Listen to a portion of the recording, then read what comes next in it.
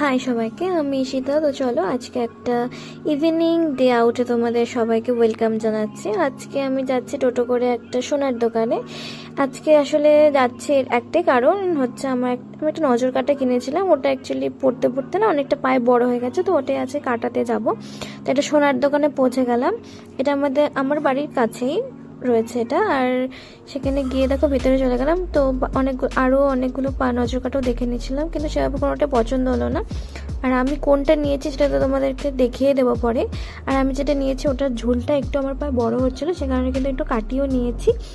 আর এখানে সোনার গয়নার কালেকশন কিন্তু খুবই সুন্দর ছিল, আমরা তো সেগুলো দেখছিলাম। আর আসলে মেয়েদের সোনার গয়নার প্রতি যেন একটা আলাদাই অবসেশন থাকে। তোমাদেরও কার কার সোনার গয়না দেখতে বা পড়তে ভালো লাগে আমাকে ডেফিনেটলি জানিও। আর দেখো এখানে কিন্তু আমার ওই পাতরাটা কেটে একটু ছোট করে দিচ্ছিল, কি সুন্দর করে করে দিচ্ছিলো যে বলারই বাইরে।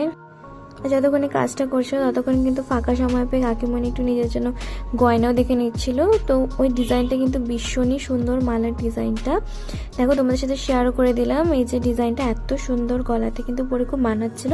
তোমরা কিন্তু এরকম ডিজাইন ডেফিনেটলি ট্রাই করতে পারো। এটা অল্প সোনার মধ্যেই নাকি আছে ওরা বলছিল। আর আমি এই নজর কাঁটাটা নিয়েছি, তোমাদের কেমন লাগলো জানিও।